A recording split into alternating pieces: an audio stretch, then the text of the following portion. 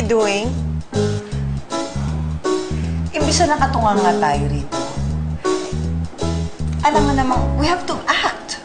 We have to do something. Alam nga namang hintayin natin na yung bunga bumagsak mula sa puno. May wala naman tayong puno dito sa office eh. Wala nga. We have to act fast. Alam mo, kilala mo naman yung ate Rita mo. Tuso yun eh. It's just a matter of time. Baka mamaya niyan, nag-iisip na siya ng plano para mapatalsik tayo dito sa kumpanyang to. Kaya nga ito, nag-i-impake na ako ng mga portraits ko. Para makadarka na tayo. Mag-impake ka na. Dali! Okay. Ano naman yan, Mi? Baka masamsam pa sa atin ito. Oh. Dali na, mag-impake ka na. Mommy, can you chill? Masyado kang atat eh. Masyado kang nagpapanik. Hey! It's a matter of time, I'm telling you.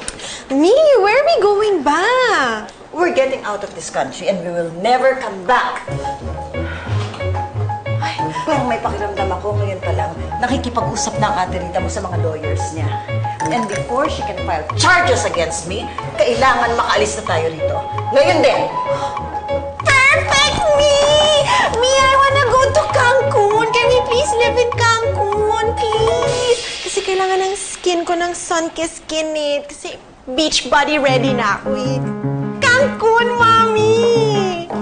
Can we go there? Teka muna. Nasaan ang kapatid mo? Hindi ko alam. Tinanong ko yung mga employees kanina eh. Sabi niya he was here naman this morning. Teka muna, I have to find him bago tayo maunahan ni Rita. Okay.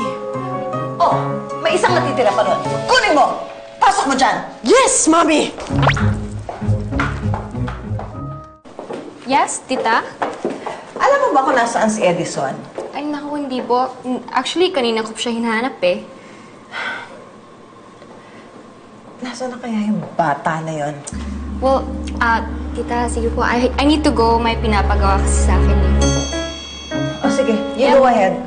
Bye!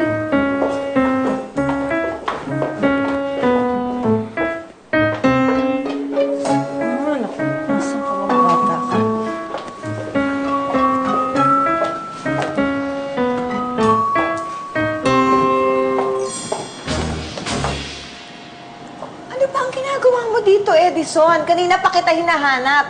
Ha? Mag-impake ka na. We have to leave. Bakit, May? Because your ate Rita is on to us. So are you telling me na totoo ang sinasabi ni Ate Rita? Hindi naman. Nag-iingat lang ako. At saka, hindi ba maganda yon? Maiba naman tayo. New environment. And besides, it's a fresh start for all of us. Mommy, why are you acting so guilty? If you didn't do anything wrong, bakit nagpapanik ka? You don't have to leave the country, you know? Huwag ka nang marami pang sinasabi. Mag-impake ka na because I booked the flight for us tonight.